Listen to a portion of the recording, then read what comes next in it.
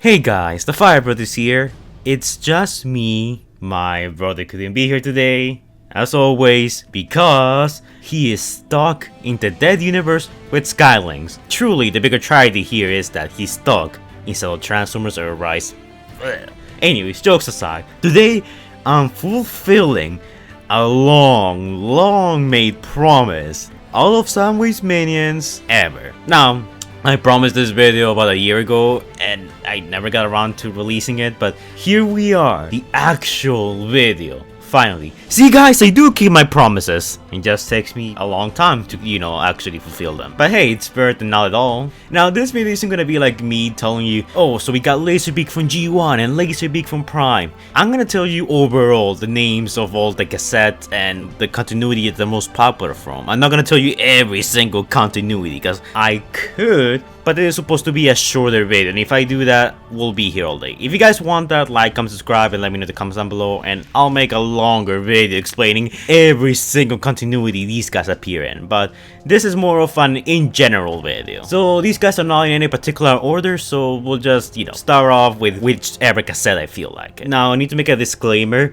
Just because a Decepticon is a cassette doesn't mean they automatically belong to Soundwave. This is a huge misconception that a lot of Transformers fans for some reason still have. The Earthrise cassettes, the ones that come in that exclusive Generations pack, okay, none of those belong to Soundwave. I mean, I guess some of them do, but like the other half are mercenaries, so just because, a Decepticon is a cassette doesn't mean they, just belong to Soundwave. They could belong to other Decepticons. In this list, I'm just going to be covering cassettes that belong to Soundwave. So let's start off with probably one of the most popular cassettes, Laserbeak. Now everyone just loves Laserbeak. There's something about this weird robotic cassette turning eagle that's just so cool. He's an OG from G1, made appearances in Armada, the Cybertron comics, Transformers Prime, and of course the movies. Frankly, I'm gonna say my favorite appearance of Laserbeak would be animated Laserbeak. I don't know, there's something about animated Laserbeak that I just love the look of, but that design is on par with G1 in my opinion. I really like both G1 and animated. Those are like my top picks of Laserbeak. Laserbeak is probably the most popular of the cassettes, and it's easily the most recognizable. He or Ravage are usually the first thing that people think of when they think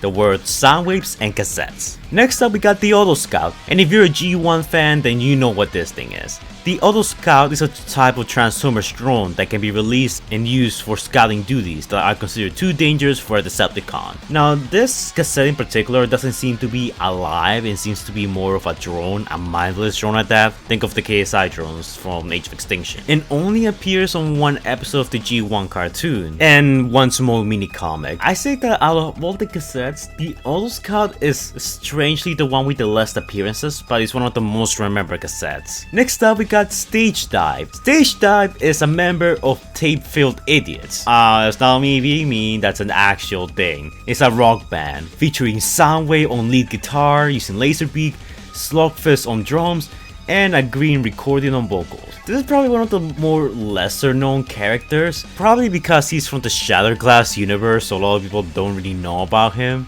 He's one of those obscure characters, but I think the fact that he's in a band with Soundwave is actually kinda cool. Next up, we got Enemy. Now you might be thinking, what? Who calls themselves enemies? Well, Lancer thought the same thing as well. Enemy's deal is that he's an enemy to literally everyone, even his own Decepticons. I mean, he still works with them and all, but he makes an enemy of them, like in whatever way he can, whether it is through argument, personality, or being just obnoxious. This is also a very obscure cassette, and it doesn't help the fact that he looks an awful lot like Frency and Rumble, the red one. Only G1 fans will get that joke. So he's one of those cassettes that has kind of been long forgotten. He doesn't make a lot of appearances except from like in comics and stuff. So this is also one of those obscure ones. Next up, we got Beastbox, who's basically an ape cassette. Now this is actually one of the more known ones. I wouldn't say he's well known, but more people know about him than I will say Enemy and some of the other ones on this list. Just because he stands out of all of the other cassettes by the mere fact that he's an ape. He also made an appearance in the live action movie continuity, albeit in the comic. And I kinda like this cassette. I really wish that we will see more of him, because the concept of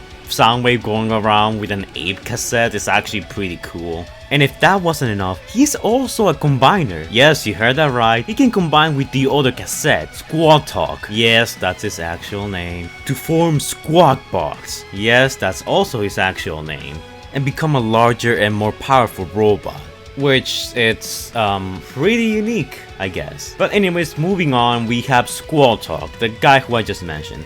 I can only describe him as a laser beak recolor. Now the best way I can describe this guy is a parrot that won't shut up. Yes, that's literally his description in the TF wiki. Squall Talk is also one of those fairly known ones, just cause, you know, laser beak recolor, and he has made plenty of appearances in plenty of Transformers comics. But at last, this guy is eternally in the shadow of much better characters like Laserbeak and Ravage.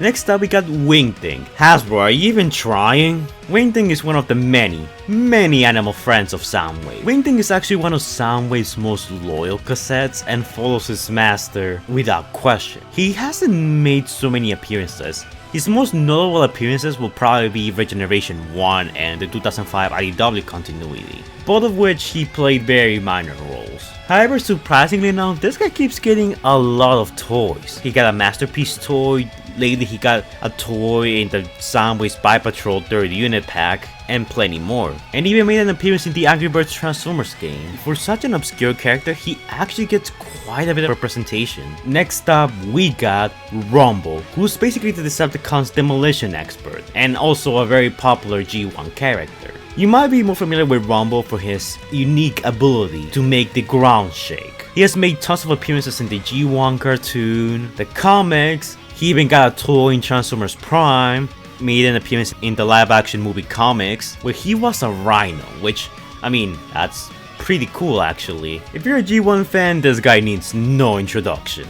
In fact, Hasbro knows how popular he is that they added him in the new Bumblebee reboot timeline. He appears in the Sector 7 comic that comes along with the Blu-ray release of the Bumblebee movie. So it's only a matter of time until we see this guy make his big debut in the live action movies. Next up we got Bossa, who I can only describe as a Laserbeak recolor. However, Bossa is also one of those more recognizable characters. He made a couple of appearances in G1 right next to Laserbeak, appeared in tons of comics and novels, and plenty of crossovers surprisingly enough. Honestly, I really like Bossa. I would love to see him take center stage with something more mainstream, like the Netflix show or even the movies. Next up we got Frency, and this guy needs no introduction. Another popular G1 character.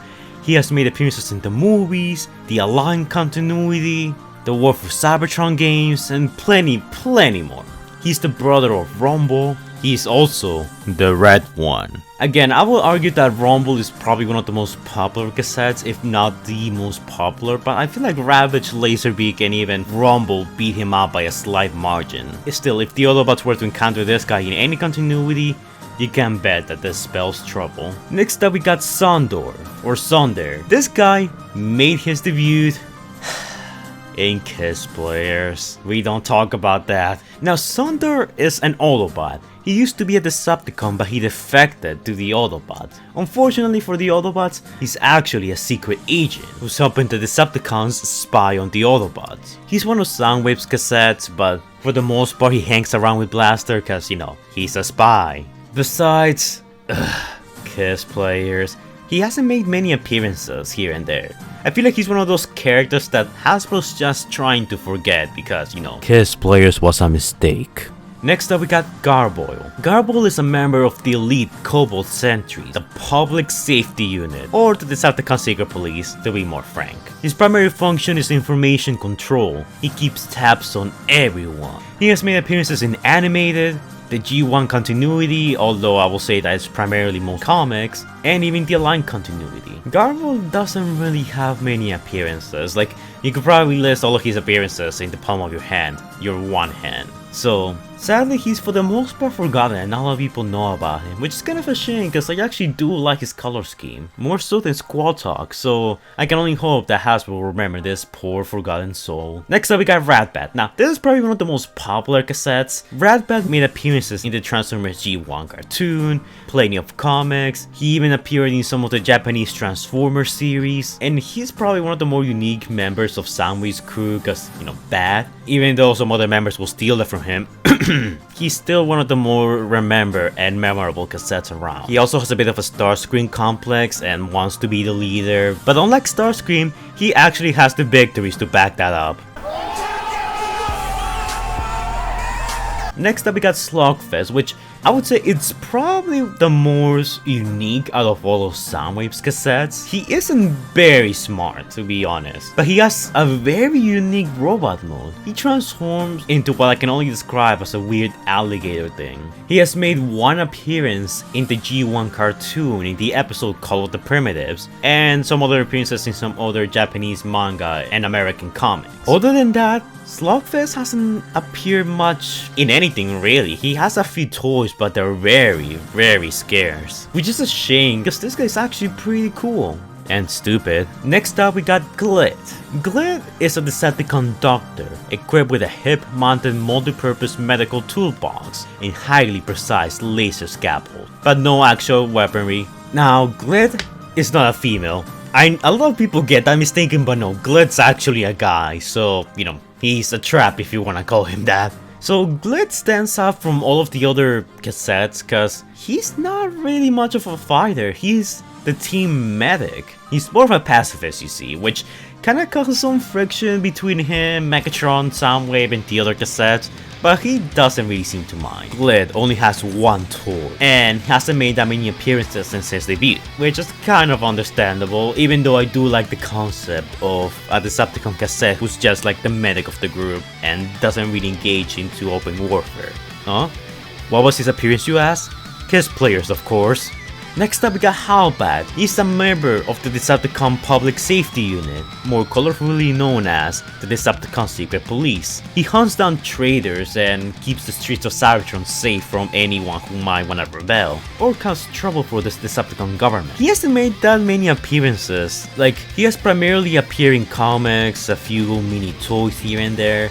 Nothing too major really. He's one of those characters that seems to be for the most part kind of forgotten, if not almost entirely forgotten. Although there is hope for this guy to reappear because he actually makes an appearance in the Bumblebee toy line as a cassette in the Bumblebee cassette pack. So there is hope for this guy and that he hasn't been entirely forgotten. Next up we got Overkill.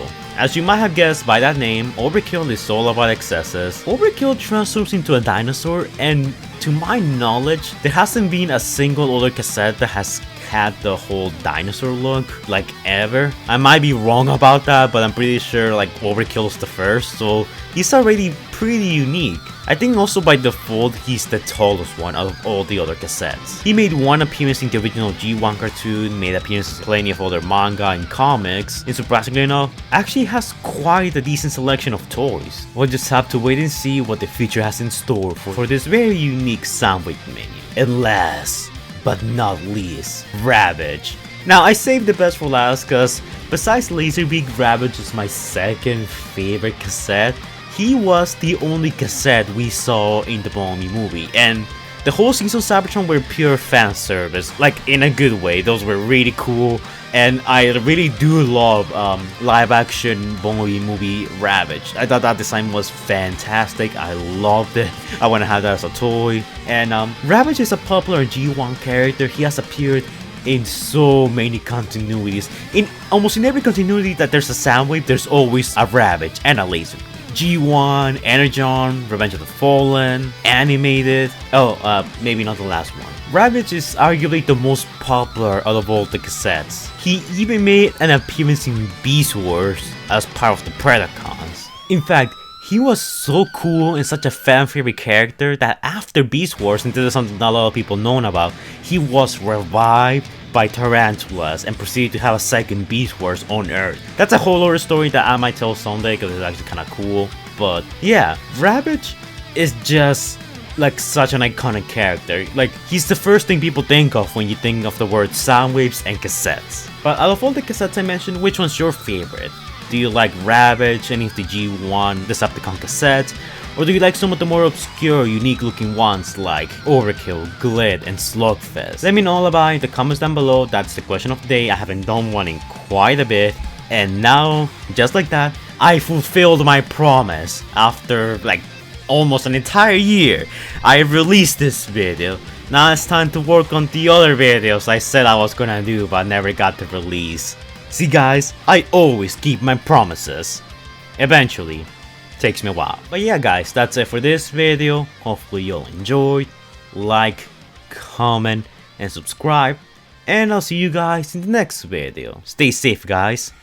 Anyways guys, before we go, shout out to our amazing Patreon, TrueBlue712, Stitch Productions, Stephanie Ballard, Christopher Prime, Predator King Hunter Plays, Mario Gordon, Allspark Studios, and huge shout out to the absolute madman himself, Jordan the Great, and to our even bigger Big Balls Patreon, XNooner23, who donated what I can only describe as a amount of money. I'll leave you guys to figure out how much. Thank you guys for your donation. It's extremely generous and extremely appreciated. It helps me keep the show going and feed Squeaker. Thank you guys for your support. I tip my fedora in gratitude and put on my Supreme Gentleman hats in your honor. Link to our Patreon and their channels will be in the description down below for you guys to check out. A lot of these guys actually do Transformers content, so it's worth checking them out, because most likely than not, if you like my content, then you're probably gonna like theirs too. And if you guys wanna shout out yourselves, all you gotta do is donate to our Patreon. By donating to our Patreon, you get quite a few rewards. You get a shout out in my videos, you can collab in some of my videos, you can request your own video topic, exclusive roles on my Discord server. So yeah, it's a pretty good deal. But keep in mind that it's entirely optional, because freedom is the right of all sentient beings. Anyways guys, thank you so much for donating, it's much appreciated, and if you guys want to donate, you know what to do. And I will see you guys on the next video. Stay safe guys.